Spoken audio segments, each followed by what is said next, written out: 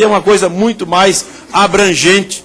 E a gente vê muitas vezes no Ministério da Fazenda, tecnocratas, burocratas, dos próprios bancos, que vão olhando o número, dados. Isso não resolve, não vão resolver, não tem condições. Portanto, senhor presidente, contem com o nosso apoio, estamos aqui solidários, né, e vamos ajudar para que a gente possa trazer aos irmãos nordestinos também, né, uma saída honrosa para esse caso aqui. Contem conosco e com o nosso apoio. Muito obrigado. Agradecemos ao deputado Reis pela sua intervenção, e parabenizando todos os parlamentares aqui presentes, as entidades aqui representadas.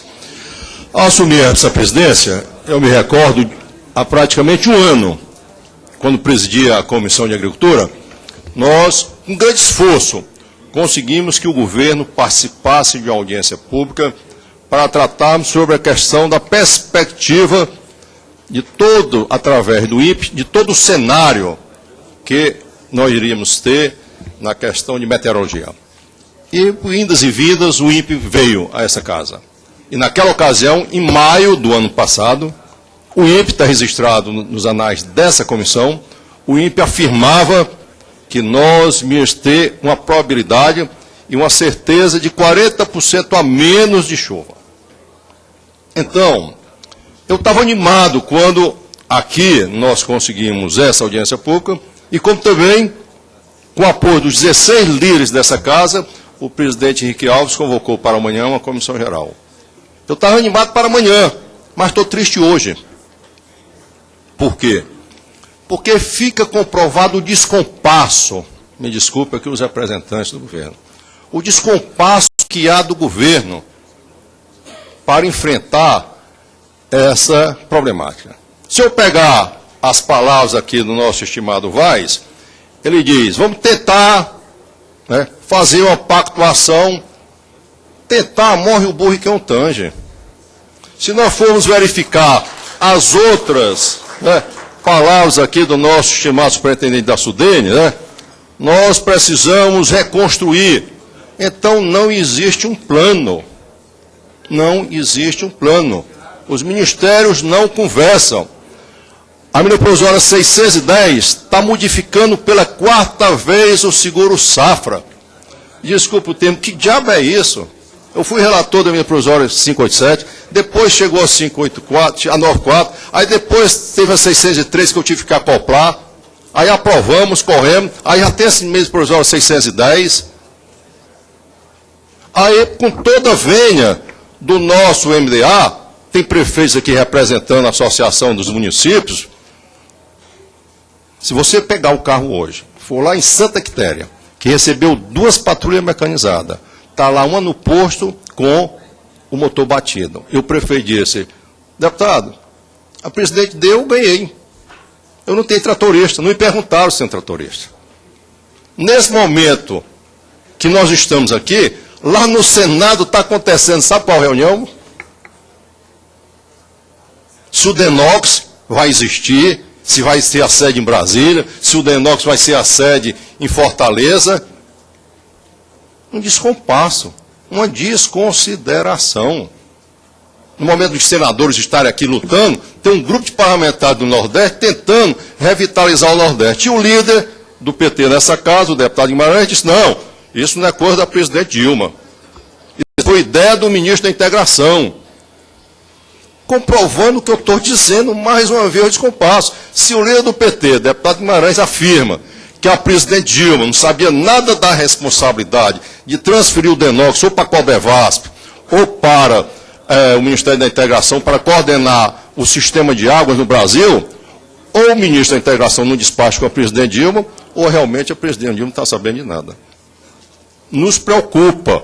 Esse filmezinho foi passar lá na Federação da Agricultura do Estado de Ceará, remetido pelo Rio Grande do Norte, e isso está praticamente um mês. Nesse exato momento, deve estar centenas de gado morrendo. A Secretaria de Saúde do Estado de Ceará já emitiu um relatório afirmando que a qualidade de água do carro-pipa para consumo humano não é compatível com a saúde pública.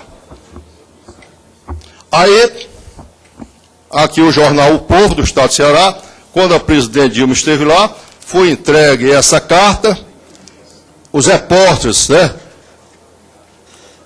tiveram acesso à presidente Dilma e ela disse, entre aspas, ninguém previu a maior seca dos 50 anos. Né? Admitiu que o governo foi apanhado de surpresa. Pelo amor de Deus. Não é questão de ser DEM, PT, PSDB, PMDB, é questão da economia e a sobrevivência e a soberania do povo nordestino. Durante esse período de 5 mandatos, só vi uma vez a bancada do Nordeste se posicionar, foi contra os royalties. E a senadora fez um ultimato, senadora Cátia.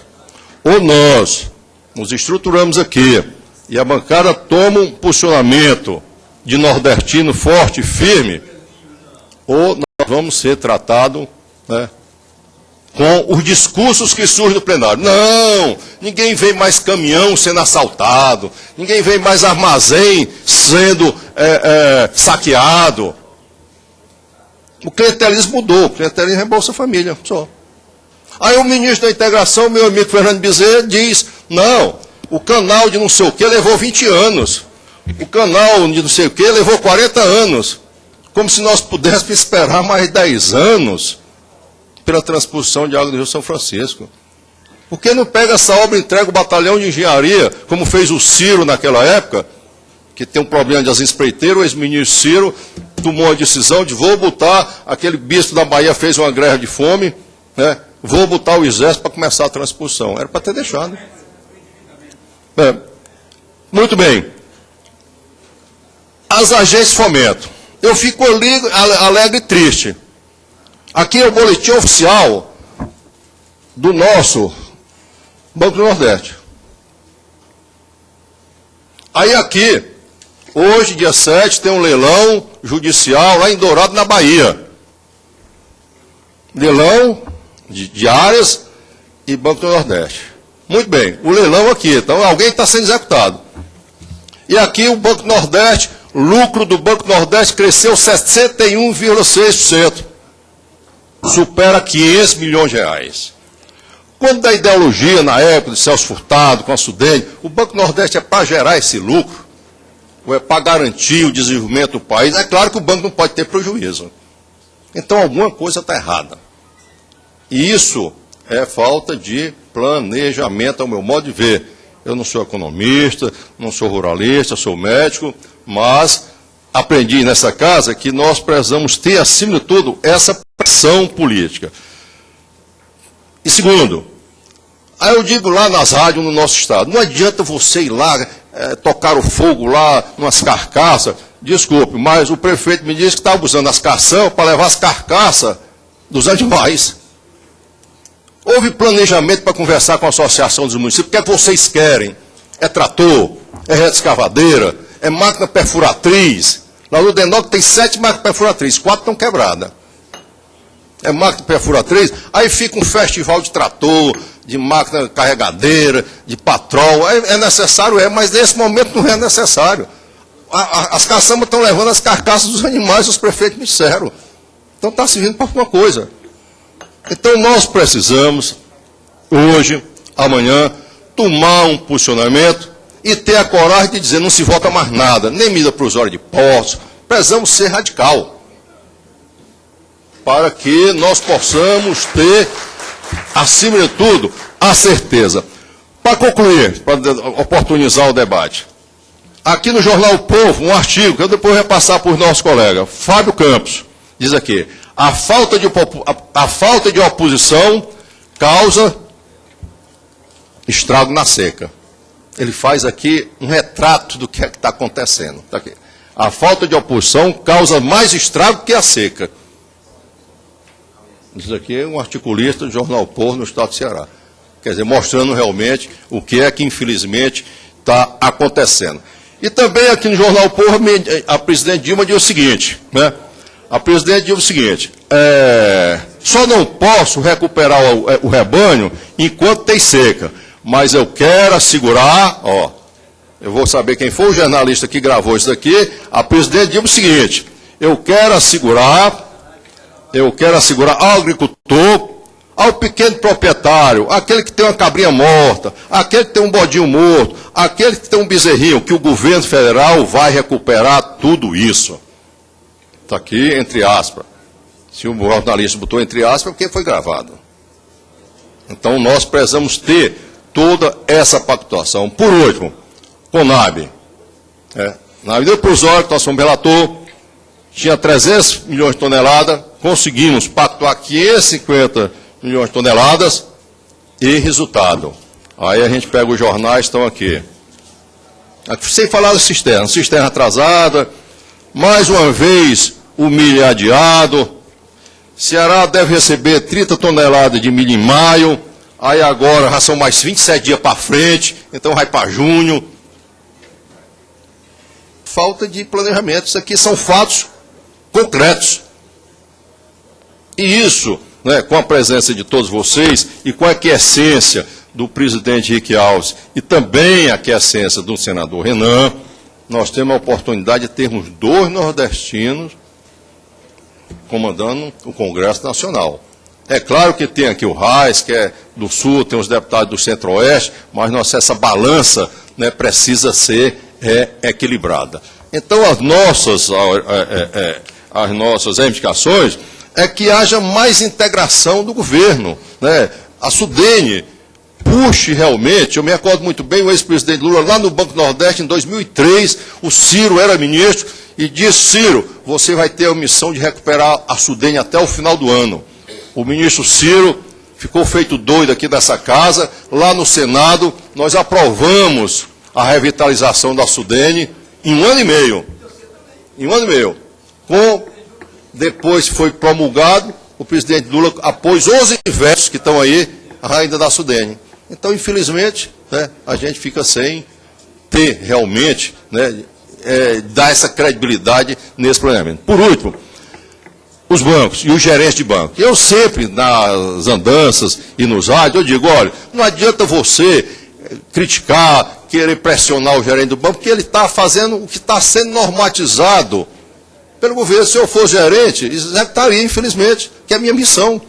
Então, o que nós precisamos é pegar o Manteiga, convocar, como fizemos com a Gleice amanhã, sobre a questão das áreas indígenas, né, que ficou o ministro da Justiça dizendo uma coisa, ela dizendo outra. Convocamos a ministra Gleice amanhã e, se for o caso, vamos convocar a área econômica, para que possa orientar, né, os secretários, os gerentes de banco, os diretores, a normatizar essa questão que é gravíssima, gravíssima, gravíssima. E nós estamos em maio. Tem junho que não tem chuva, julho não tem chuva, agosto não tem chuva, setembro não tem chuva, outubro também não, dezembro também não, a não ser que haja, né, uma catástrofe positiva e chova nesse período. Então, dando sequência à nossa audiência pública, é com satisfação que passa a palavra ao nosso deputado André Moura. Cadê o nosso deputado André?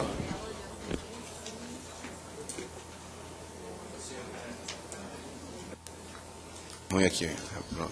Senhor deputado Raimundo Gomes de Matos, que preside essa reunião, essa audiência pública, e eu quero cumprimentar o deputado Raimundo Gomes de Matos, saudar todos os demais membros da mesa que vêm aqui debater esse tema tão importante, que é o endividamento dos produtores rurais devido aos problemas da seca e do abastecimento de água na região. Mas, presidente, senhores deputados que aqui se encontram, senadores, senhores senadores deputados, eu quero dizer que, depois de ouvir aqui atentamente todos que fizeram uso da palavra, primeiro saber que há uma consciência plena de que é necessário se revisto urgentemente a questão dos pequenos e médios agricultores. Sabemos, e aí eu quero parabenizar o MDA, pelo trabalho que tem feito, não é, na defesa da agricultura familiar, da questão do PRONAF, não é, agora mais 80% concedido para a agricultura familiar, para o PRONAF, mas me chamou a atenção, acho que foi, não sei se foi o doutor João Luiz que falou, de que a agricultura familiar anda em perfeita sintonia com os movimentos sociais. E eu fico feliz em ouvir isso, de que os movimentos sociais andam em perfeita sintonia com a agricultura familiar, mas, e consequentemente, se os movimentos sociais andam em perfeita sintonia com a agricultura familiar, o governo, o MDA também, mas é necessário que também essa sintonia a gente possa levar também para os pequenos e médios agricultores, porque todos estão em um mesmo contexto, todos estão no mesmo contexto. Então, é fundamental que essa mesma disposição, esse mesmo olhar que tem o MDA para a agricultura familiar, tenha a área econômica do governo para os pequenos e médios agricultores do nosso país. Nós, por exemplo, temos aqui na resolução de número 4.210 uma questão que me chama a atenção, é de que os pequenos e médios agricultores, ao aderirem à rolagem da dívida para poder ter o direito a prorrogá-la por mais 10 anos, aqueles que tomaram empréstimos, fizeram operações contratuais antes de 21 de setembro de 2012, os juros, a taxa de juros para eles está mantida de 8,75%. Agora, lógico que a gente sabe que os pequenos e médios agricultores, como a gente não precisa ir muito longe, está aqui na bancada daqui de trás, a situação é essa, de que muitos estão perdendo seus animais devido à seca, a seca dos últimos 50 anos, que atinge aí o Nordeste do nosso país. E aí muitos dos pequenos agricultores e médios agricultores, por não ter alternativa, eles terminam rolando a sua dívida, mas é praticamente experimentar do veneno oferecido a eles, porque é a morte anunciada, porque não se tem condições de quem já está passando por dificuldades de poder pagar, na rolagem da dívida, no mesmo percentual de juros de 8,75%, enquanto aqueles que, a partir desta data de 21 de setembro de 2012, contrariarem, fizerem novos contratos, esses terão as taxas de 3,53% e, se pagarem em dia, ainda tem os 15% do rebate, que é essa taxa diminuída para 3%. Então, essa é uma situação que nós precisamos rever com a máxima urgência. O médio e pequeno agricultor, quando tomou o empréstimo, ele tomou o empréstimo para a sua agricultura, para a sua plantação do milho, do feijão, do arroz, e que muitas delas essas produções foram perdidas. E quando se perde a produção, consequentemente, se tem como honrar o pagamento dos empréstimos tomados. Não é que o pequeno agricultor queira dar o calote. Ele não tem as condições de honrar o pagamento porque a produção foi perdida, e com a produção perdida ele não tem como pagar. A mesma coisa quem tomou o empréstimo para a questão, por exemplo, dos animais. Boa parte desse plantel dos animais se perdeu, se morreu exatamente pela estiagem e pela seca que se enfrenta há tanto tempo. E o que nos mais chama a atenção é o seguinte: o dinheiro, deputado Leonardo Gadelha, Vossa Excelência que é amanhã o responsável pelo requerimento que nós teremos amanhã a oportunidade de debater a seca do Nordeste, numa comissão geral no plenário da Câmara, que inclusive agora na reunião do colegiado de líderes, enquanto líder do PSC, se discutia a possibilidade de se cancelar essa comissão geral amanhã, transferir para a próxima semana, e nós agora acabamos de defender e conseguimos no voto que essa comissão geral permaneça amanhã para a gente discutir a questão da seca. O que não mais chama atenção é que o dinheiro não é do mercado financeiro. O dinheiro é do Tesouro e que é para esta finalidade. E que, se é para esta finalidade, por que não dá aos pequenos e médios produtores, agricultores, que tomaram empréstimos de 21 de setembro de 2012 para trás, o mesmo tratamento para aqueles que vão tomar empréstimo daqui para frente? Então, nós temos que rever essa situação.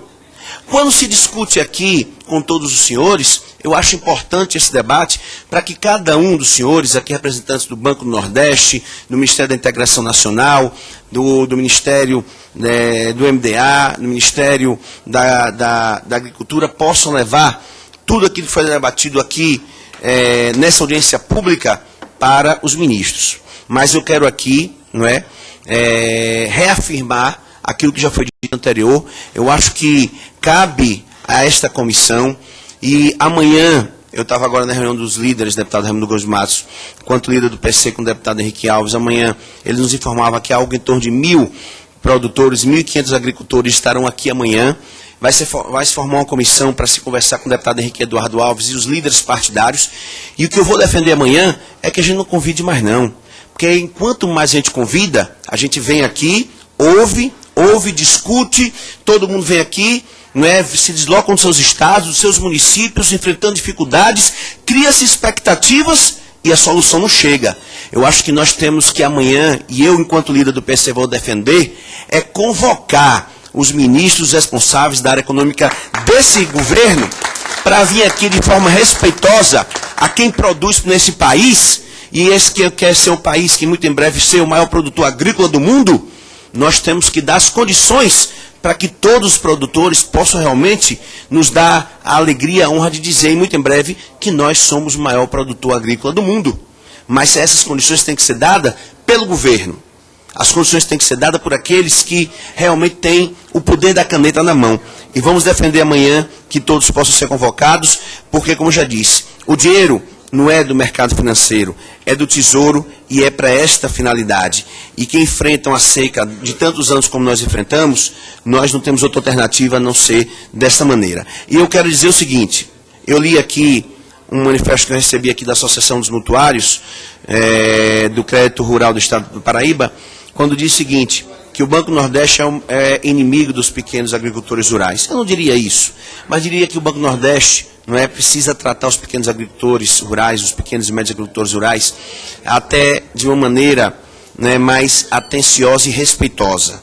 Nós não podemos permitir que a gente está vendo hoje, como eu vejo no meu estado de Sergipe, como tem relato aqui que ocorre na Paraíba, e como eu vi agora o deputado Courbet dizendo na reunião dos líderes de que ocorre na Bahia, são os pequenos e médios agricultores que perdem sua safra, que perdem sua produção, que têm animais e que os animais morrem devido à seca, e que não podem honrar o pagamento de seus empréstimos, não porque querem dar o calote, é porque realmente a condição não permite, que eles sejam desrespeitados por esse governo e pelo Banco do Nordeste, pelo Banco do Brasil, como estão sendo, aonde se quer tomar o pouco que lhe resta, o pouco que resta do sertanejo. Se é a terra, querem tomar a terra. Se são poucos animais, querem tomar um pouco os animais que restam. E eles vão manter e vão garantir a sobrevivência de sua família. De que maneira? O governo federal, o que não pode é a gente ver que o próprio Banco do Nordeste executa o pequeno agricultor rural que tem débito abaixo de 15 mil reais, o que não deveria fazer, o que não pode ser feito, na verdade. O que, na verdade, não pode ser feito.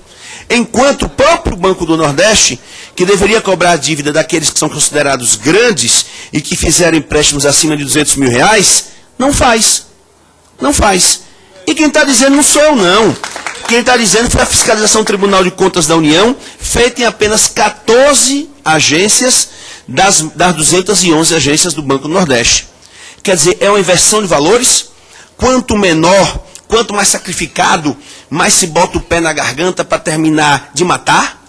Enquanto os ricos, os maiores, têm a condição de ter os seus empréstimos perdoados, aqueles que tomaram mais de 200 mil reais. Então, são situações como essa que precisam ser revistas. Então, tenha certeza que nós entendemos desta maneira que precisa ser revista essa questão dessa taxa de 8,75% para quem tomou empréstimos pequenos e médios antes de setembro de 2011, porque é uma pirâmide. Sem os pequenos e sem os médios, os grandes não vão existir. Porque os pequenos e os médios fornecem a matéria-prima para os grandes. Então vamos rever essa situação. Eu quero mais uma vez aqui reafirmar que amanhã vamos debater todas as questões da Comissão Geral, através do requerimento do deputado Leonardo Gadelha, e na reunião dos líderes com o presidente da Casa e a Comissão dos Agricultores que aqui virão, vamos defender todos esses pontos que aqui discutimos, rever essa questão de quem tomou um empréstimo antes de 2011 de 8,75, que não pode ser essa taxa, tem que ser a mesma taxa de quem toma empréstimo daqui para frente, porque senão é oferecer o veneno para quem já está prestes a morrer, e aí o desespero, o cara vai lá, toma veneno e termina de morrer. E também discutir, não o convite, mas a convocação para poder mostrar que esse parlamento respeita quem produz nesse país, mas respeita principalmente aos pequenos e médios e não só aos grandes produtores. Agradecer então a participação do deputado André Moura, do líder do PSC. Passa ao deputado Osiel, da nossa Bahia, do PDT.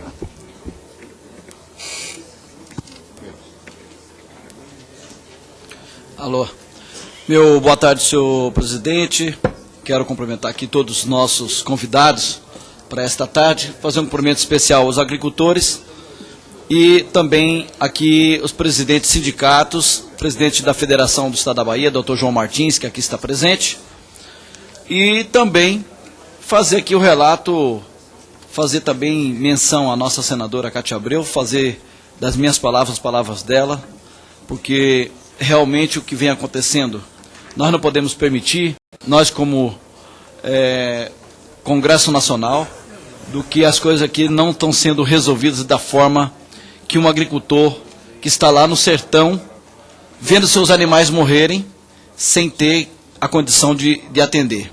Nós sabemos das dificuldades que hoje a Bahia, por exemplo, passa. Mais de 1 milhão de cabeças de gado já foram dizimadas. E agora eu faço, diante de tantas falas que já passou por aqui, também com relação às prorrogações, os contratos e as taxas de juros daqui para frente. Nós não podemos permitir também, aqui como deputado, como agricultor, médio produtor da Bahia que sou, saber da condição de um pequeno produtor, de um médio, de um mini. A gente sabe das condições que é fazer agricultura no Nordeste do país. Nós não podemos permitir que se faça uma negociação diferenciada para uma parte e para outros não. Não podemos permitir que uma taxa de juros seja para um, para outros não. Até porque a agricultura é igual para todo mundo. Quem planta 1 hectare, ou planta 10, planta 50, ou planta 1000, tem as mesmas condições, as mesmas diversidades. A seca vem para todo mundo e menos aqueles que podem ter a sua própria irrigação, que não é o caso da maioria absoluta. Eu sei, daqui vai estar escrito para falar, com a representação que tem o nosso presidente, doutor João Martins, que tem recebido no seu gabinete a queixa dos produtores, dos médios, dos pequenos, dos mini, sabendo que mais de 1 milhão de reses foram dizimadas. Eu faço aqui esse questionamento ao Banco do Nordeste. Como é que vai poder se pagar uma conta daqui a 4, 5 anos, se o capim acabou, a vaca morreu?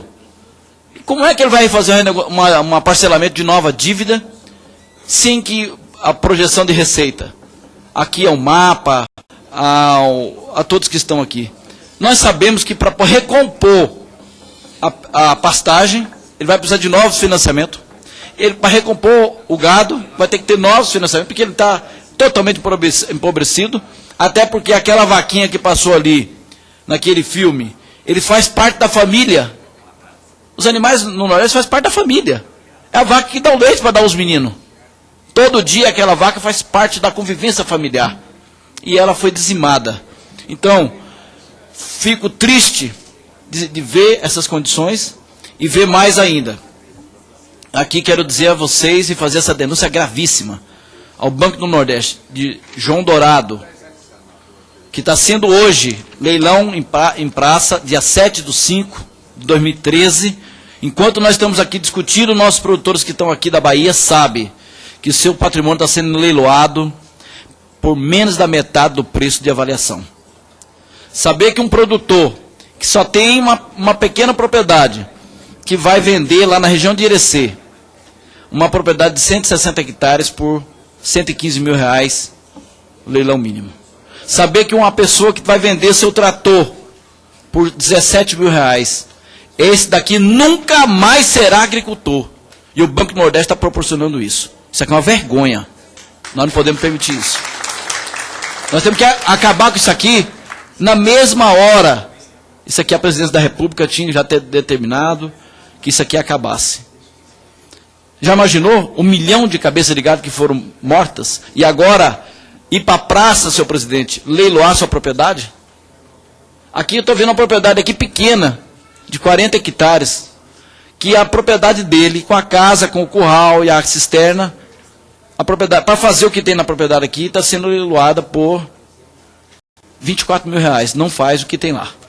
Então isso aqui não tem condição de se ver.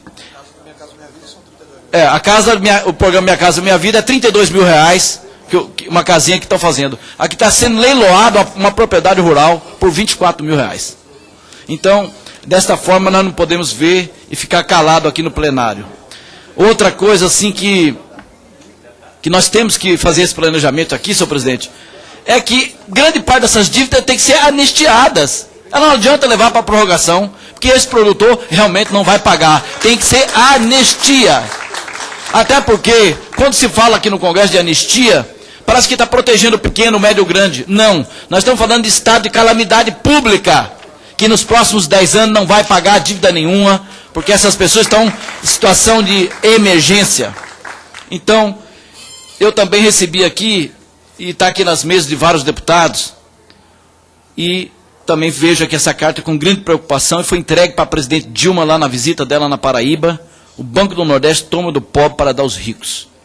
Tem aqui vários relatos, e que o Banco do Nordeste tem que tomar providência com relação a isso aqui. Tem palavras aqui do TCU, tem de agricultor, tem de muita gente que está aqui nessa carta. Isso aqui é preocupante para nós que somos do Nordeste do Brasil. Não pode acontecer, não podemos permitir como parlamentar aqui. E eu faço aqui uma sugestão, senhor presidente, que, como já diz o poeta, o nordestino não precisa de esmola, nós precisamos ser respeitados e que a infraestrutura que nós necessitamos seja feita, porque a pobreza que está no campo já chegou na cidade. Há uma semana esse plenário estava lotado de prefeito da Bahia, que também já não aguenta mais batendo nas portas dos prefeitos e que o governo federal tem que dar a solução, porque as receitas vieram todas para Brasília. Isso, o prefeito hoje do Nordeste, do semiárido, é um gerente de programa do governo federal. Ele só faz pagar e receber o programa e dividir e passar, sendo simplesmente o gerente de programas sociais do governo federal. Nós não podemos mais permitir isso com as cidades do Nordeste. Então, o que o Nordeste precisa é dos poços artesianos, precisamos das barragens, perenizar os rios, precisamos de investimentos de infraestrutura, de estrada, de pavimentação, de longas estradas que ainda não foram feitas, e precisamos fazer com que o agricultor seja respeitado em toda a sua condição. E a negociação de dívida tem que ser por igual, e também as taxas de juros tem que ser por igual. É assim minhas palavras, e eu espero aqui que também, aqui vai falar, vou encerrar para...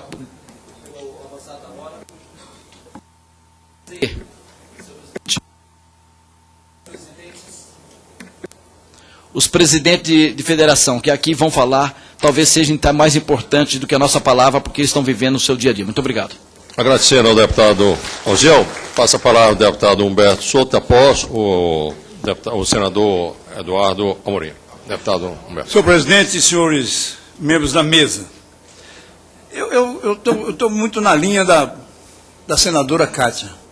Eu acho que esse problema todo, essa conversa fiada toda, ela vem se repetindo. Eu participei do grupo que discutiu a última negociação há 3 anos atrás, e a conversa era a mesma, os burocratas são os mesmos, e a enrolação é a mesma com referência ao problema, principalmente do Nordeste brasileiro. Então, discutir aqui o que deve ser feito, eu acho que é perder tempo, porque a desconsideração é total com o Congresso Nacional, e o Congresso Nacional faz por onde?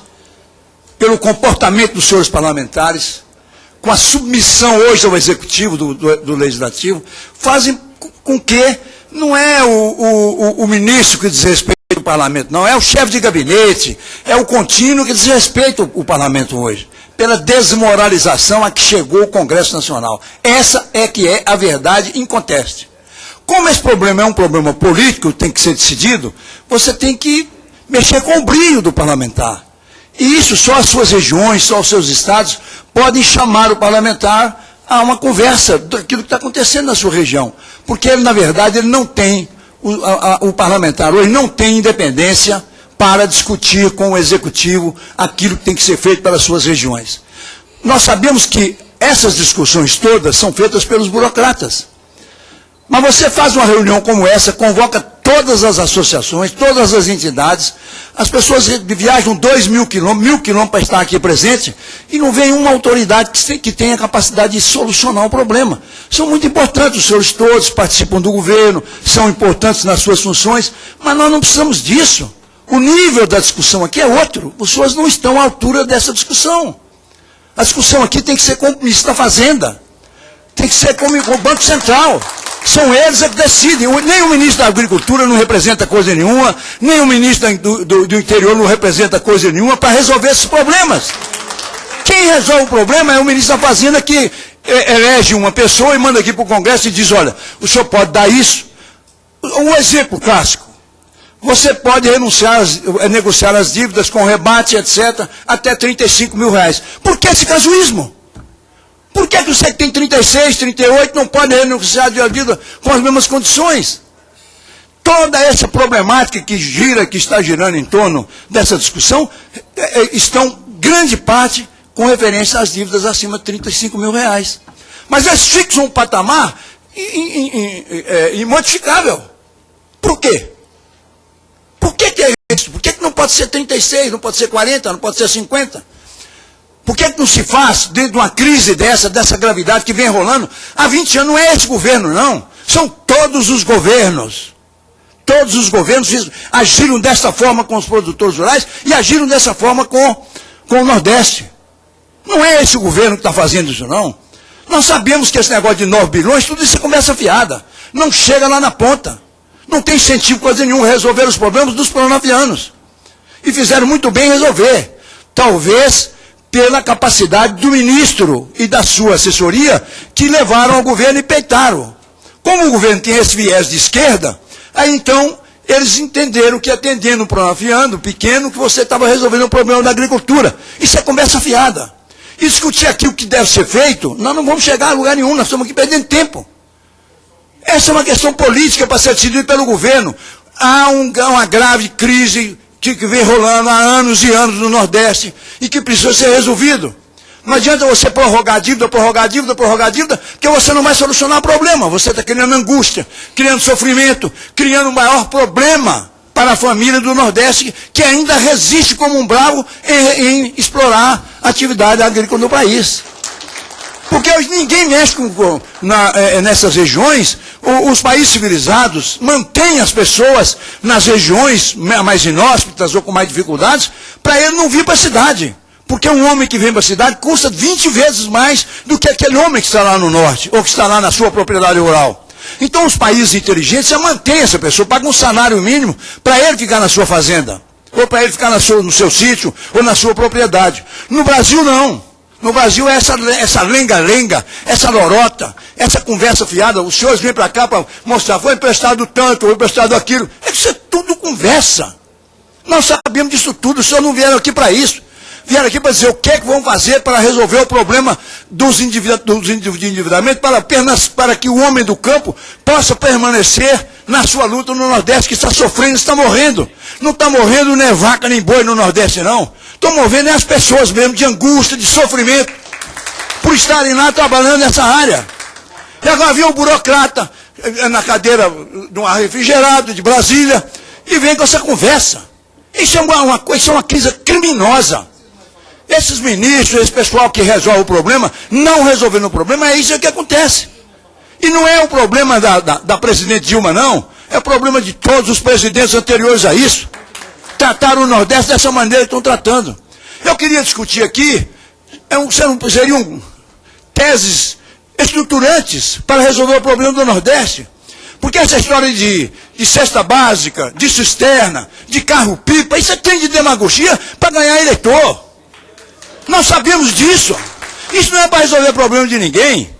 Precisa saber como é que nós vamos captar as chuvas do Nordeste brasileiro para que possa alimentar os rios e fazer como fez a Califórnia, como fez alguns países que chovem menos que o Brasil e resolver o problema dessa forma. Com tecnologia moderna, contemporânea, buscando as fendas, onde é que estão as fendas principais para captar a água Porque o Nordeste chove 600 milímetros, 800, 1000 milímetros às vezes. Mas onde é que vai essa água? Cadê as barragens? Por que não fazemos um programa de barrar os rios enquanto eles estão cheios? pequenas barragens, lava-pés. Não se faz nada disto. Agora você faz uma grande obra para aumentar a corrupção, para aumentar, dar 10%, 20% das empreiteiras. É isso que se faz no Brasil. Não se faz aquilo que precisa fazer. Então nós estamos aqui, patriotas e uns tolos, conversando com os senhores que não vão resolver coisa nenhuma. Vamos resolver o problema da estruturação, porque nós temos exemplos no mundo hoje de países que chovem muito menos que o Nordeste e que resolveram o seu problema da agricultura. Perenizando Rio e assim por diante. Não querem fazer isso. Querem fazer a politicagem, o coronelismo da seca do Nordeste. É dar ele o carro-pipa.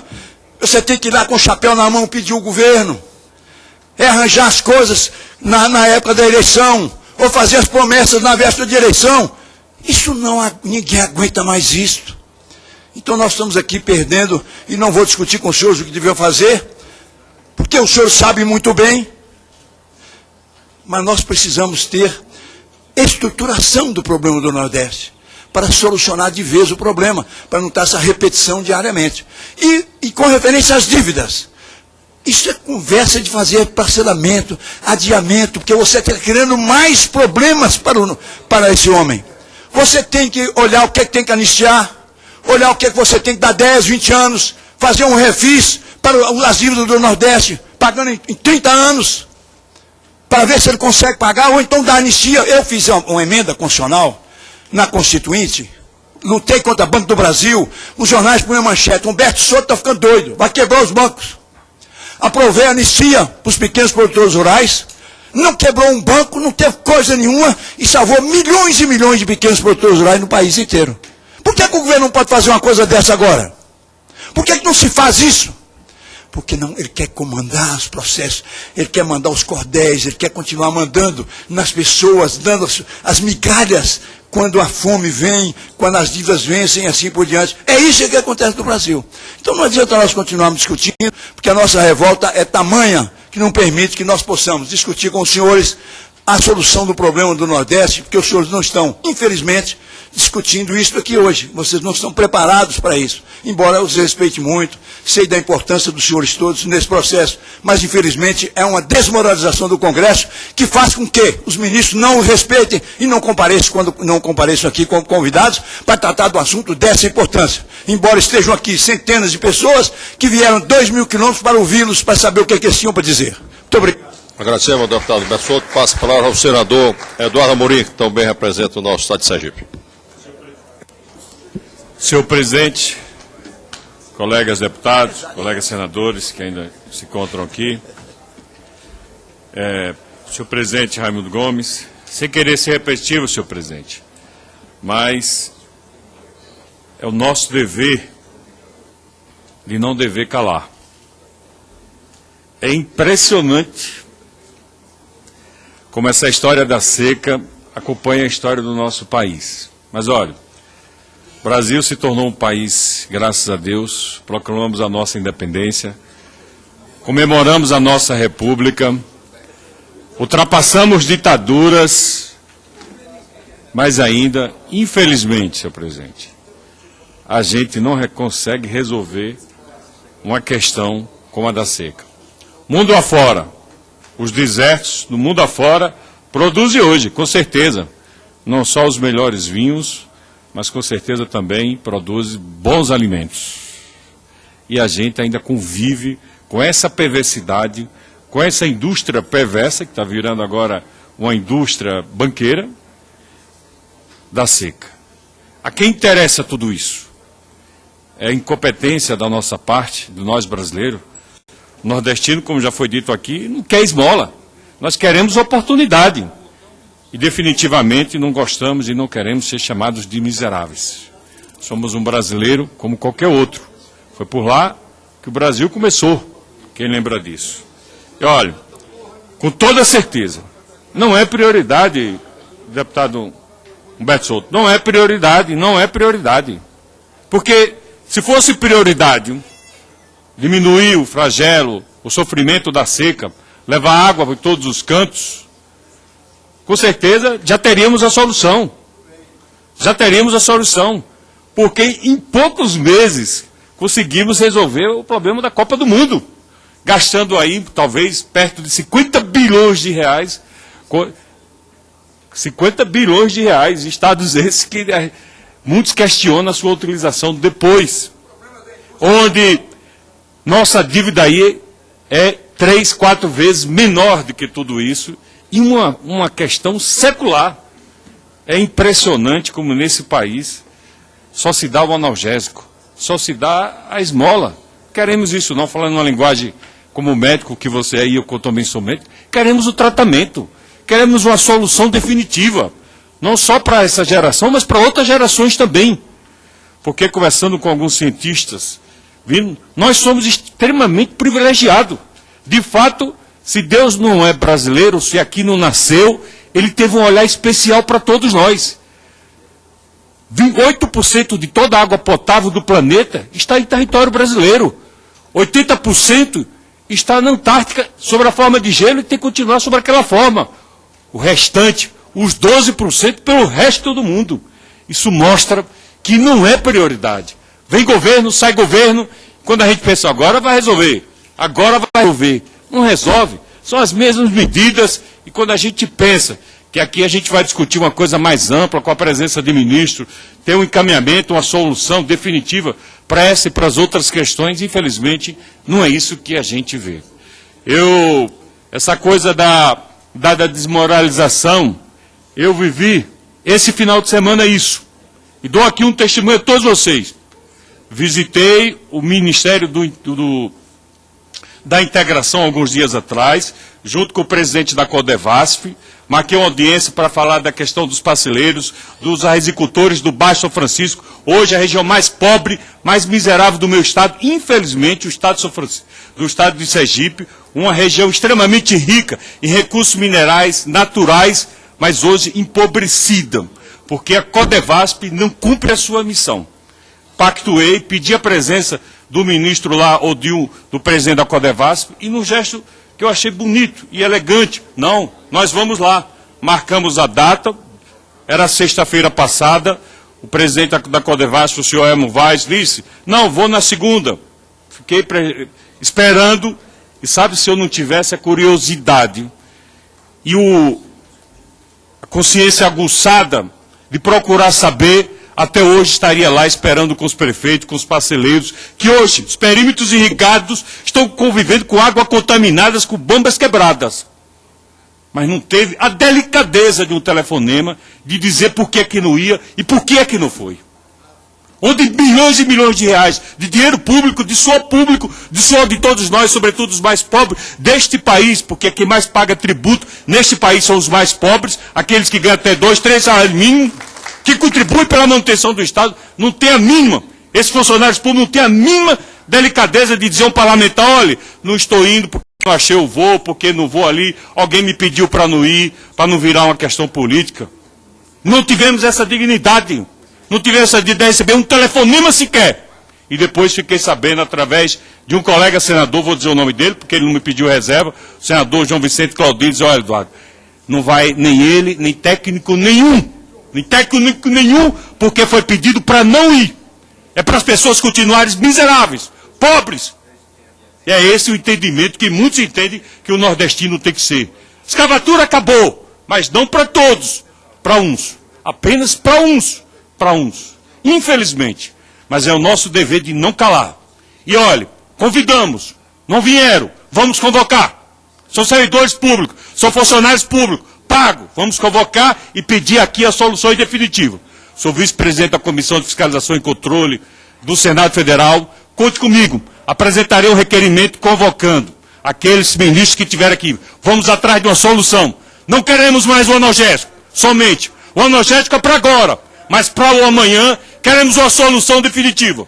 Não queremos mais ser chamados de pobres nem de miseráveis. Tratando aqui dessas questões onde não é prioridade. Porque se fosse, já teria sido resolvido.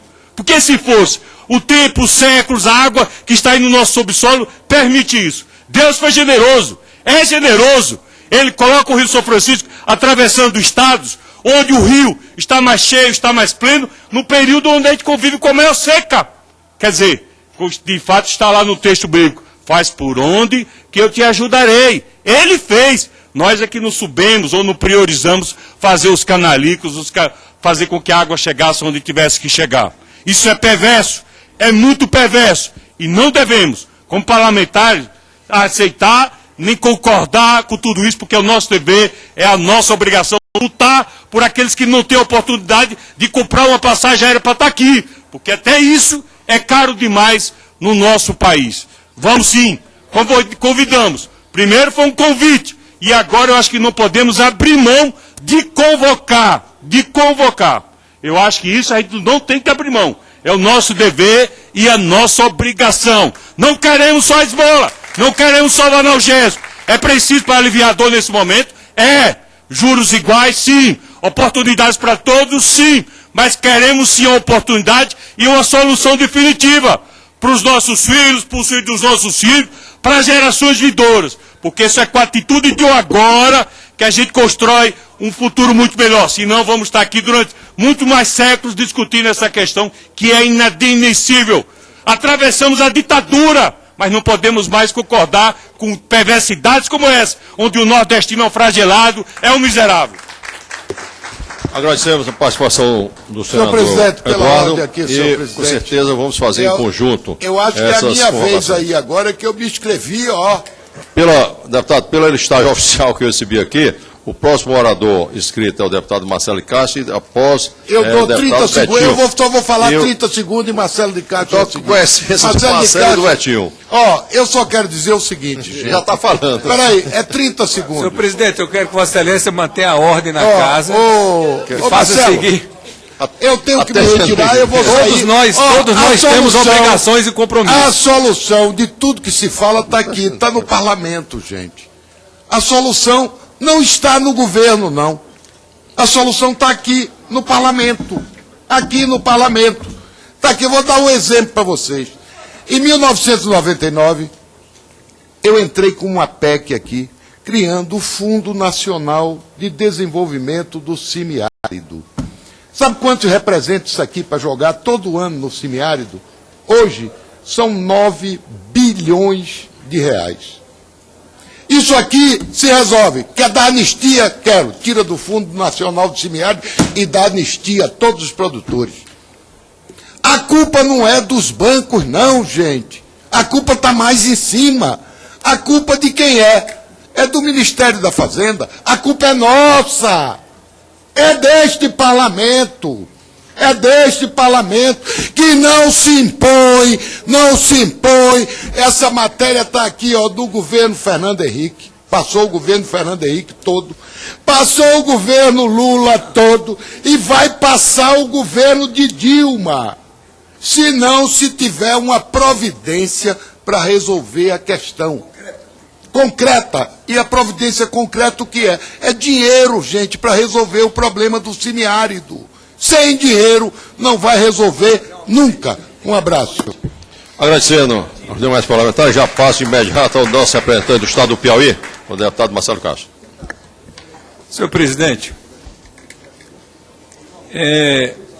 eu gostaria de cumprimentar a todos da mesa, aos colegas e aos nossos produtores que com sacrifício vieram aqui, e dizer a Vossas Excelências que eu também sou um produtor rural, pequeno, e quero contar a minha experiência com essa seca. Primeiro, talvez seja essa a maior seca da história do Nordeste.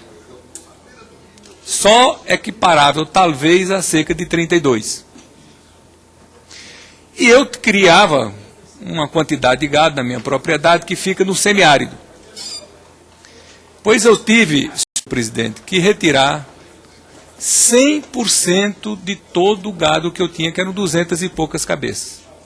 De mamando a caducando, como se diz lá no Nordeste. Tive que tirar 100% dos cavalos, das éguas, dos burros que eu tinha na propriedade. Por quê? Porque eu tinha aproximadamente 500 hectares de capim e o ano passado choveu na minha propriedade exatamente 203 milímetros, distribuídos de outubro a março. Se tivesse chovido num mês só, teria escapado tudo, porque esse mês o capim tinha florescido, tinha crescido e ficava para seca. Não. Então, como choveu apenas 200 milímetros em 6 meses, que é o período de chuva lá, eu perdi 100% do capim que eu tinha.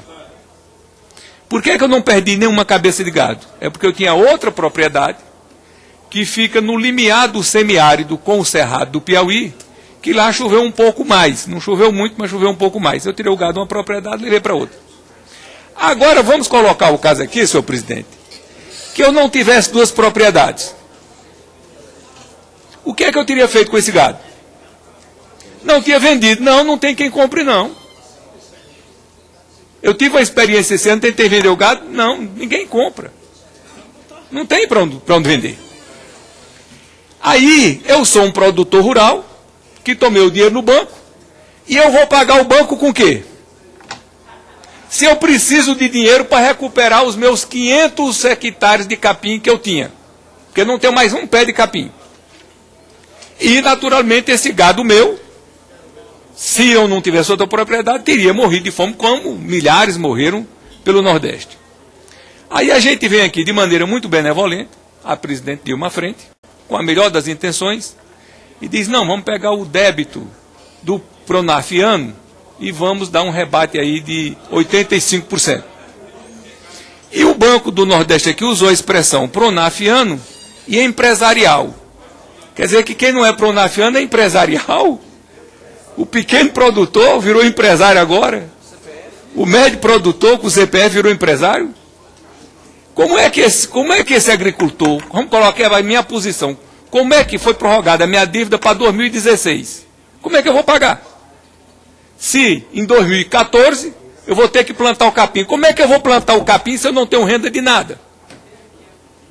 Eu vou ter que tomar outro empréstimo no banco para poder recuperar o meu capim e botar o meu gado lá, que eu levei para outra fazenda. Se chover, estamos esperando que vai chover, que normalize. Então, o que é que nós precisamos fazer? Nós precisamos fazer aqui o que nós nunca fizemos. Em 88, o Constituinte, com a melhor das intenções, criou o Fundo Constitucional. E colocou lá que essa atividade teria que ser para atividades produtivas, esse recurso teria que ser para atividades produtivas, e teria que receber juros diferenciados. Ora, juros diferenciados, isso é uma expressão muito vaga. Diferenciado é que nós chegamos em determinado momento que o juro do FNE era mais caro do que o do Finame, por exemplo. Ora, que juro diferenciado é esse?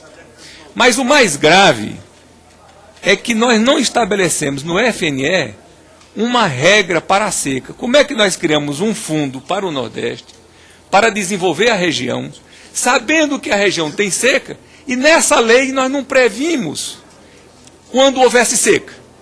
Ora, não tem esse negócio de prorrogar, isso é só uma empulhação, isso não resolve. Quando tiver uma seca, tem que ser cancelada aquela parcela. Então, senhor presidente, a minha sugestão é que a gente possa se reunir aqui, tem a comissão geral amanhã, o presidente da casa, de ambas as casas, são nordestinos, sensíveis à nossa situação, e nós temos que fazer uma política agrícola para o Nordeste que nós não temos. Eu assisti essa semana o diretor de crédito agrícola do Banco do Brasil, Osmar Dias, mostrando que o agricultor do Brasil é o que tem a menor inadimplência de todos os tipos de empréstimo que o Banco do Brasil faz. Que agricultor é esse?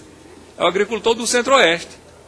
O agricultor do Centro-Oeste é honesto, é responsável, é sério, e o nordestino é um bandido, é um malandro, é um relapso que não paga suas contas? Traga o agricultor do Nordeste e bote aqui para ele produzir, como os canavieiros fizeram lá, para ver se ele não paga as contas dele.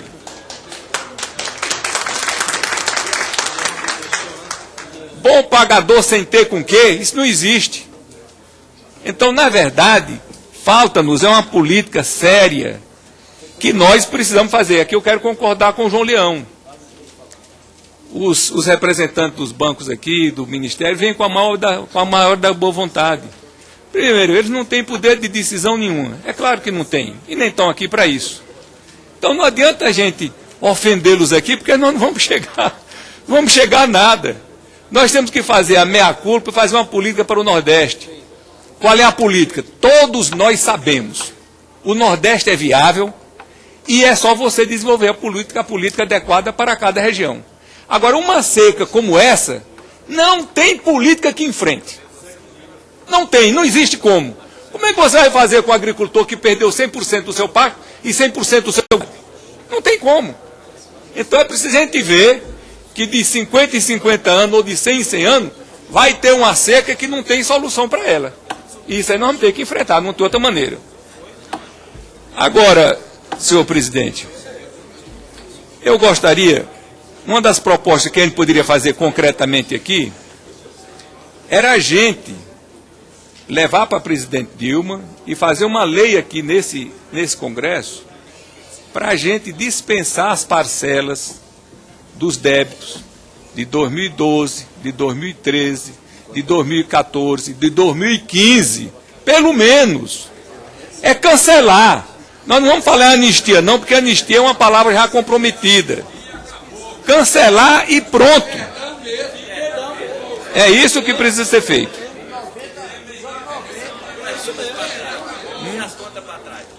Sim. Aí vem a questão das contas para trás. É evidente que tem que ter uma maneira de se resolver isso daí. Eu estou falando do problema da seca que aconteceu e que nós temos que apresentar uma solução para isso. É evidente. Eu quero apenas, para finalizar, senhor presidente, já tomei muito tempo aqui, citar uma palestra que eu assisti uma vez de um agricultor do Mato Grosso e me impressionou como ele falou a produtividade que tinha. Ele disse, olha, o Mato Grosso é assim, a gente compra a terra e ela já vem com um sistema de irrigação embutido, porque lá não falta chuva. Então, o Nordeste, a gente compra a terra e já vem com um sistema de seca embutido. Então, nós temos que ter uma política, é verdade, nós temos que ter uma política que possa ser cumprida e que o Banco do Nordeste possa ser mais parceiro. Vou aqui repetir o que disse o Mário Borba. O Banco do Nordeste cobra as suas contas indevidamente. Olha o que eu estou afirmando aqui. Estou só repetindo o que ele disse lá. Mas o que ele disse foi tão grave que eu fui lá confirmar com ele se ele sustentava o que havia dito.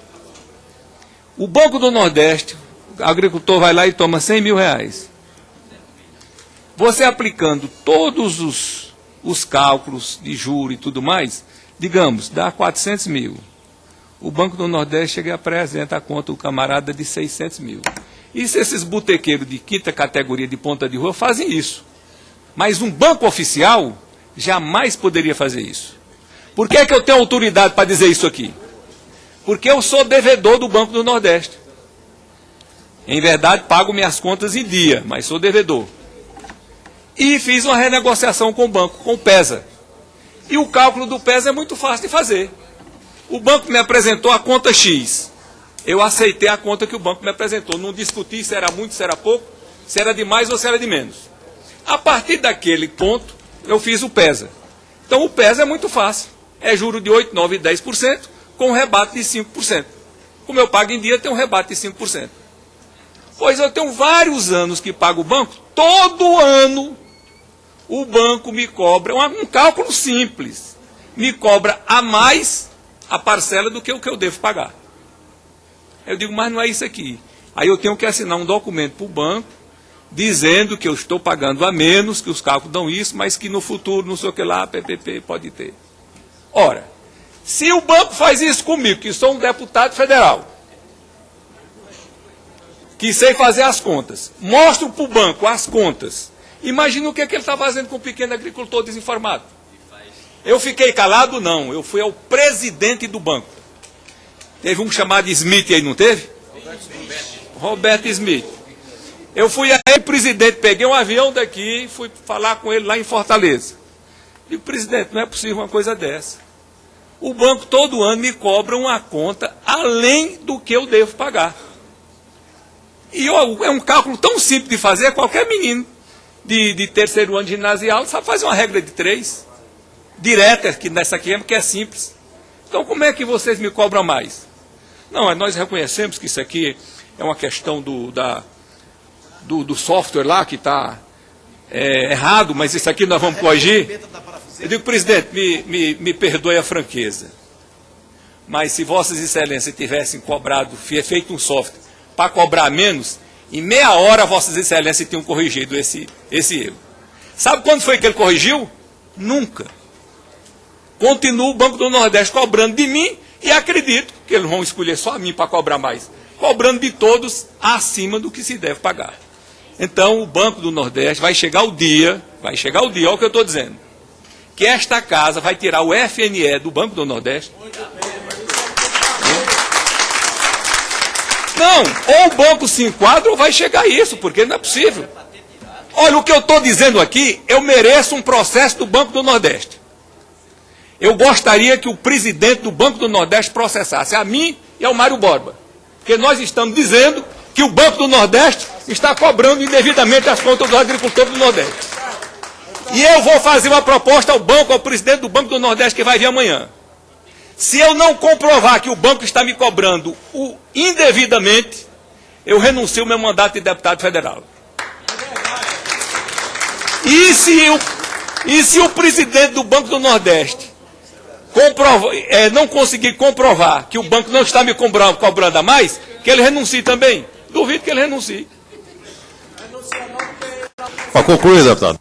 Para concluir, eu quero fazer meu encerramento no sentido que o João Leão fez aqui. Gente, nós temos a responsabilidade com o Nordeste do Brasil. Todos os países do mundo minimamente respeitáveis, que têm regiões deprimidas, têm políticas de desenvolvimento regional. É a famosa política do Robin Hood, de tirar de onde tem mais para onde vai menos. No Brasil é exatamente o contrário. É a política do Woody Robin. É tirar de onde tem menos para levar para onde tem mais. Quer um exemplo? A luta dos royalties do petróleo, que sou um dos grandes defensores nesse Congresso Nacional. O Rio de Janeiro, não tenho nada contra o Rio de Janeiro, é o segundo estado mais rico do Brasil. O que é que nós fazemos? Pegamos uma fortuna de dinheiro e mandamos tudo para o Rio de Janeiro. Brasília tem o dobro da renda per capita de São Paulo. Brasília tem o dobro da renda per capita de São Paulo. O que é que nós fazemos todo ano? Empurramos aqui não sei quantos bilhões, 12 bilhões de reais por ano para o Fundo Constitucional do Distrito Federal. A Amazônia tem problema? Tem. A Zona Franca é uma coisa necessária? É. Mas são 20 e tantos bilhões. E o Nordeste? Coisa nenhuma. Nós estamos pegando o ICMS do Nordeste e levando para São Paulo. Essa que é a verdade. Nós temos que fazer uma política de desenvolvimento regional e, no meio dela, uma política agrícola de sobrevivência para os agricultores do Nordeste. Falei demais, desculpa. Agradecemos ao deputado Marcelo. Tem 2 parlamentares inscritos, o deputado Betinho e o deputado Leonardo, para que nós possamos ouvir também os representantes das entidades. Deputado Betinho. Senhor presidente, eu quero parabenizar a mesa, parabenizar os colegas deputados, parabenizar as lideranças rurais, patronais, laborais que estão aqui presentes e dizer que esse momento da seca é um momento absolutamente importante para se discutir exatamente a seca. Humberto Souto disse com muita clareza, com a experiência de vida que tem, o parlamento é o responsável. O Banco do Nordeste executa as ordens. É absolutamente verdadeiro isso. Eu estou aqui na casa desde 95, já tive a oportunidade de participar de 17 renegociações de dívida agrícola nesses 18 anos que estou por aqui. E cada uma delas, ou a maioria delas, foi feita no sentido de proteger os bancos para aquela previsão de irrecebíveis, muito mais do que proteger os agricultores ou criar uma solução para a dívida dos agricultores. O Nordeste está inadimplente, e essa inadimplência, de certa forma, ultrapassa as fronteiras da seca. A gente observa que os empréstimos que foram tomados em 2011 têm 1,8% de inadimplência. Os empréstimos de 2010, 11% de inadimplência. Os empréstimos de 2009, 50% de inadimplência. Os empréstimos de 2008, 57% de inadimplência. Os empréstimos de 2007, 69% de inadimplência.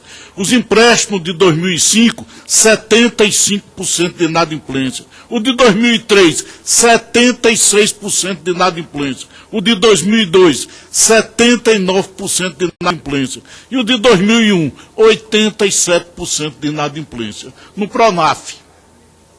Mostrando que chova ou faça sol, nós temos dificuldade de pagar as contas da agricultura.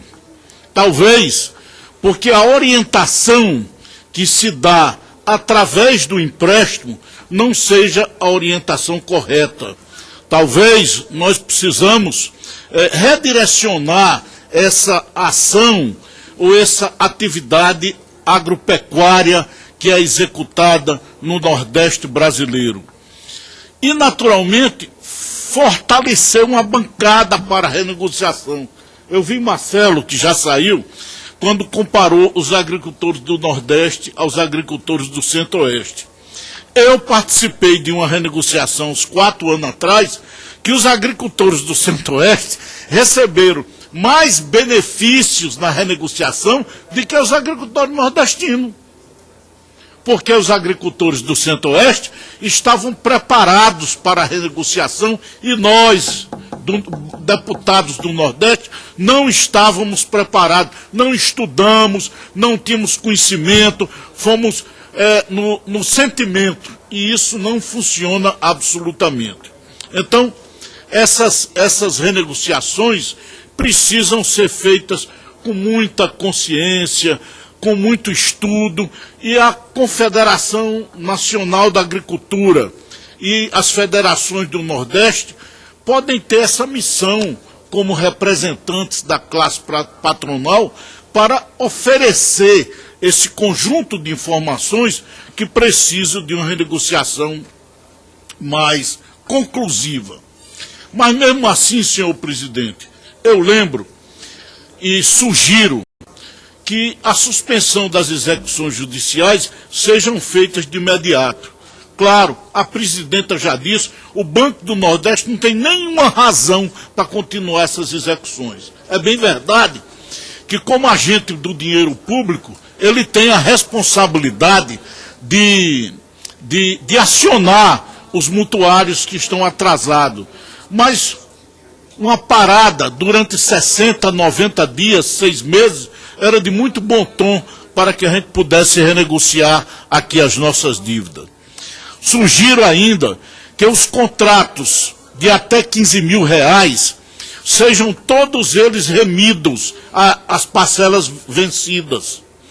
E, naturalmente, que as parcelas que vão se vencer possam ser renegociadas se o agricultor adotar as práticas de convivência com a seca e do semiárido preconizada pelos órgãos de pesquisas e pelos órgãos de pesquisa do próprio governo federal.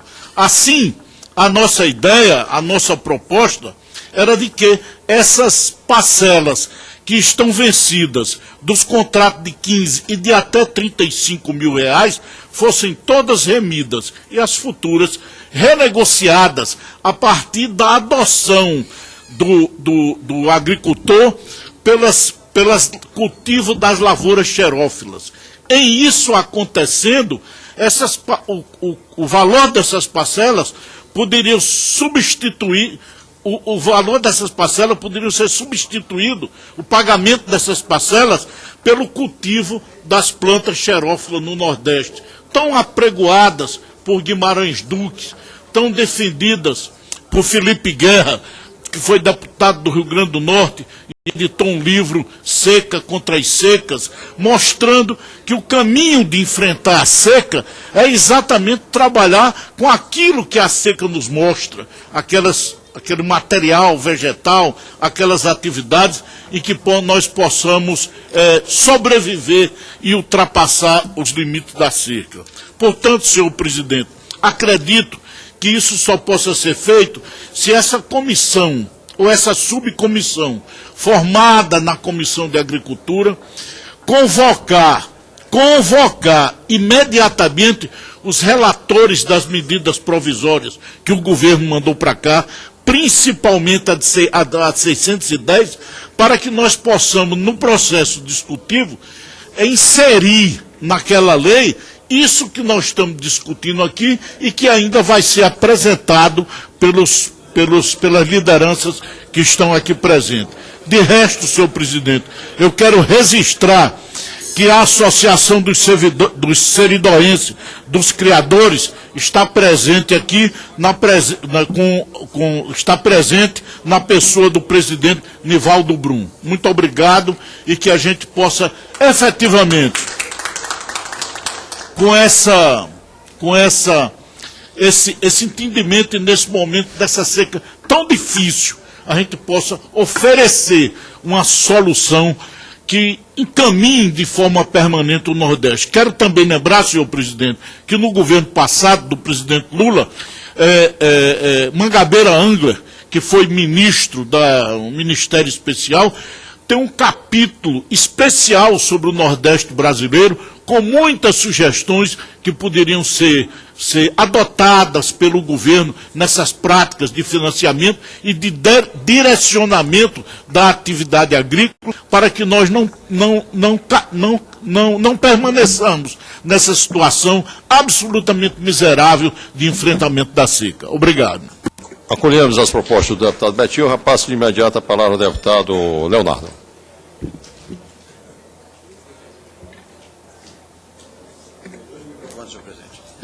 Senhor presidente, inicialmente gostaria de cumprimentar a Vossa Excelência e sintetizar um abraço a todos os presentes, na pessoa do presidente da FAEPA, o meu querido amigo Mário Borba, e do deputado estadual da Paraíba, o deputado Quintães.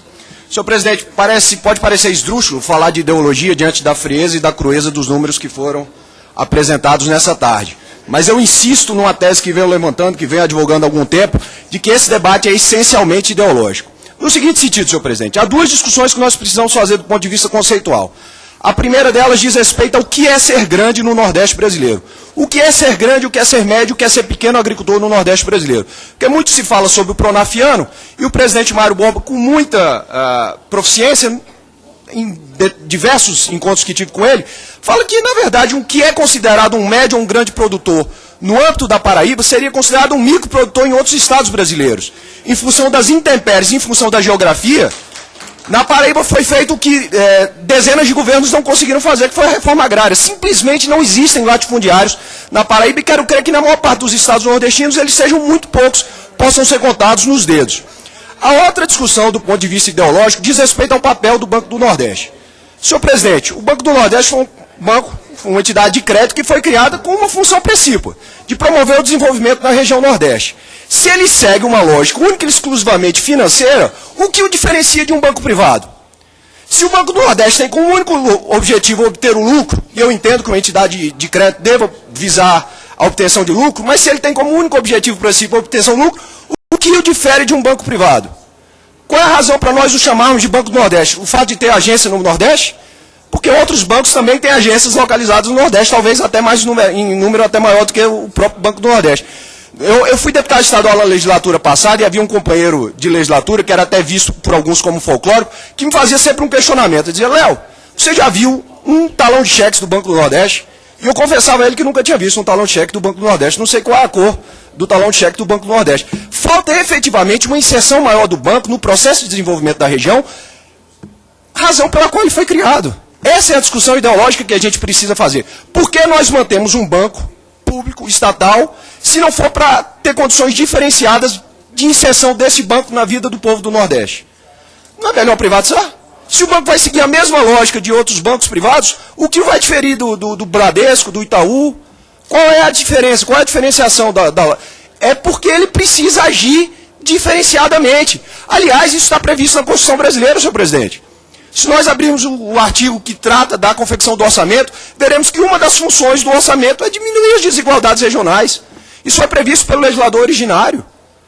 É, portanto, uma função precípua do Estado e, por conseguinte, de um banco que pertence ao Estado, promover a diminuição das desigualdades regionais. Então eu insisto que a discussão sobre o problema do endividamento no Nordeste e sobre o papel que é desempenhado pelo Banco do Nordeste é uma discussão eminentemente ideológica, eminentemente política.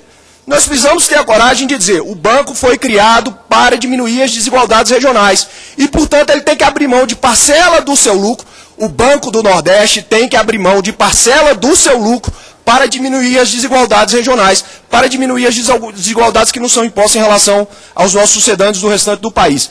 Essa discussão precisa ser feita amanhã, quando da discussão da transformação do plenário em comissão geral para discutir a seca, há o convite que foi feito há 15 dias para o presidente, doutor Ari Lanzarin, para que nós possamos fazer essa discussão. Outros parlamentares foram muito felizes quando me antecederam e disseram que isso não é exclusividade da atual gestão do Banco do Nordeste, muito pelo contrário.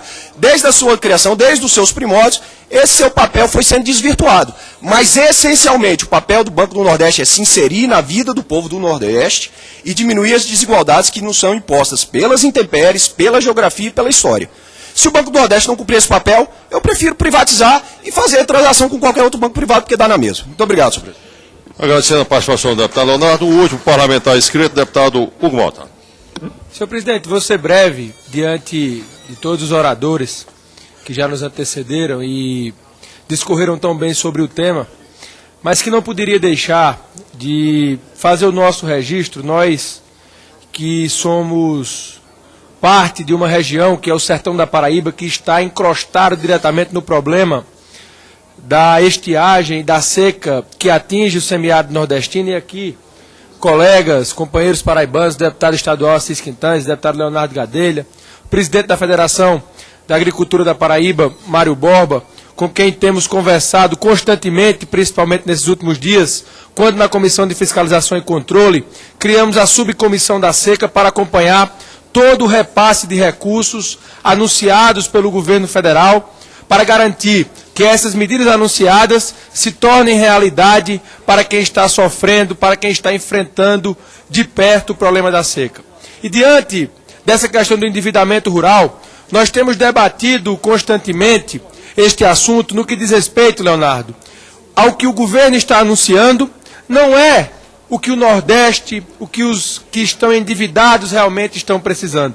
E não está havendo uma convergência dos anúncios feitos para a necessidade dessas pessoas que dependem desses créditos e o pior, além de não estarem tendo acesso ao crédito, estão tendo as suas propriedades executadas, indo a leilão e perdendo aquilo que eles não teriam que perder, pois o Banco do Nordeste, como tão bem falou o deputado Leonardo Gadelha, tem um caráter desenvolvimentista. Se o Banco do Nordeste fosse para ser criado para obter única e exclusivamente o lucro e sangrar o Nordeste como vem sangrando, não precisaria ter sido criado, porque instituições financeiras já existem e cumprem esse papel Brasil afora. Então não poderia deixar de fazer esse registro, dizer que amanhã vamos estar presentes no plenário da Comissão Geral e me colocar à disposição para apoiar esse movimento e podermos estar fazendo uma pressão política junto ao governo federal para que ela possa dar os 11 bilhões que o Nordeste precisa no perdão das dívidas para os nossos agricultores e criadores.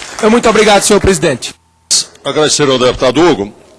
Fica a participação dos senadores e dos deputados, fica na sinalização de nós fazermos, em conjunto com a Comissão do Senado, principalmente a presidida pelo senador Eduardo Amorim, a partir também das resoluções que o presidente Henrique Alves tomará amanhã, em virtude que ele está tentando listar todos os projetos de interesse do Nordeste, inclusive essa matéria do João Leão, com certeza deve estar em pauta, para que nós possamos fazer um esforço concentrado de votarmos todas as matérias existentes em relação às políticas de desenvolvimento da região do Nordeste. E isso vai fazer que nós possamos, junto com o Senado, fazer essa articulação. E essa comissão, em conjunto, quando o Senado facilita nós votarmos matéria aqui e não ser obstruído no Senado. E isso dá um ganho para o processo legislativo. Vamos oportunizar, e em virtude da ordem do dia ter conversado, infelizmente, nós vamos oportunizar o presidente da representante da CONTAG, o José Arnaldo, e em seguida o presidente da Federação, o Flávio Saboia, do Estado do Ceará, e o presidente da Federação da Bahia, o João Martins. Então, com a palavra, José Alberto Brito, representando a CONTAG. Então, vamos para Flávio Saboia.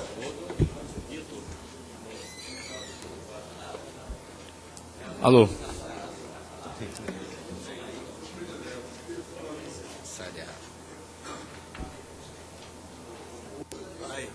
Senhor presidente,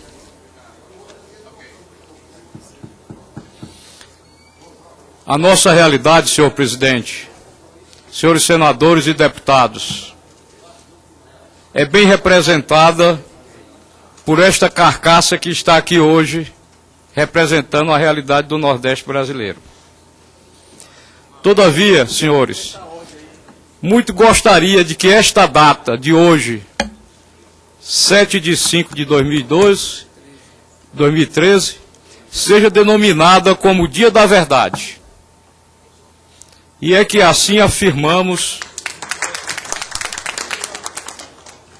e me permita rapidamente aqui ler um pequeno resumo de 10 itens.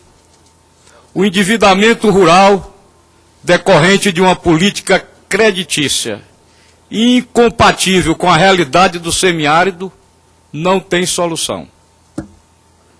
As cobranças judiciais generalizadas e em plena seca levam principalmente os pequenos produtores rurais e suas famílias ao desespero. A política creditícia e o crédito emergencial, além de burocrático, não atende a todos. O milho da Conab não atende às necessidades dos produtores pela baixa oferta e por sua descontinuidade na entrega. Os rebanhos atingidos morrerão por falta de forragens em curto espaço de tempo. A pecuária, principal atividade econômica do semiárido, tenderá a desaparecer. Passada a seca, a renda da região ficará praticamente limitada aos programas assistenciais do governo. O leite, a principal atividade do semiárido e a sua florescente agroindústria, retornarão aos níveis de 40 anos atrás. A participação do setor agropecuário no PIB estaduais cairão a níveis ainda mais desprezíveis. O êxito rural será inevitável. Apelamos, senhores, para que esta casa, para uma coesa reação a essas realidades. O momento é de desespero e indignação. Eu permito ao senhor aqui, faço permissão para que possa relatar aos senhores uma experiência memorável vivida com o ex-deputado, com o ex-ministro e atual deputado Mendes Júnior. Quando representante da Confederação Nacional da Agricultura, na Sudene, eu diversas vezes, já a partir de junho de 2012, visitava o gabinete daquele senhor ministro, pedindo o seu apoio na solução dos milho, da problemática do milho.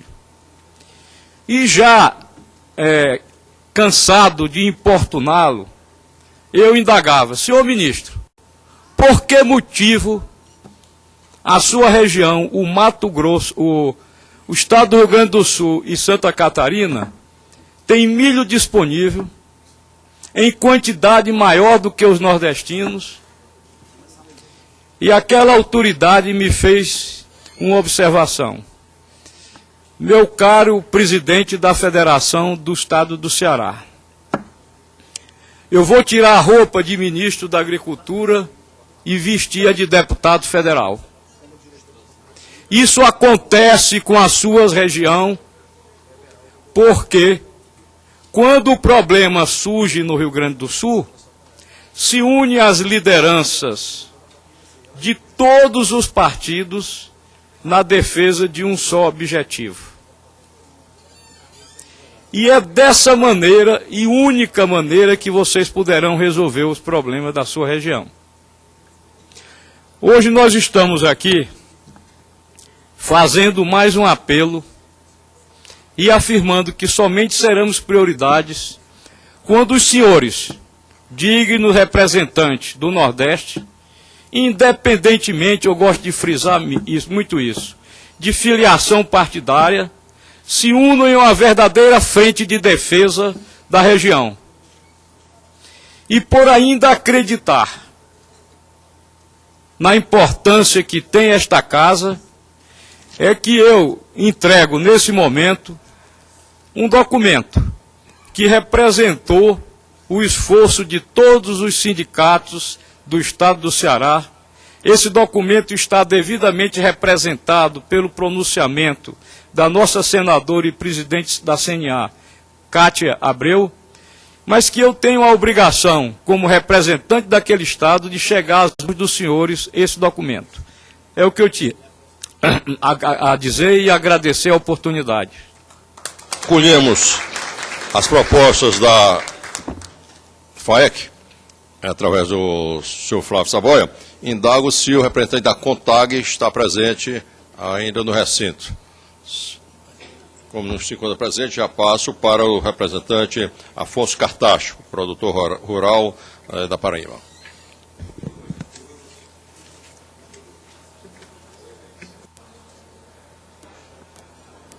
Boa noite a todos.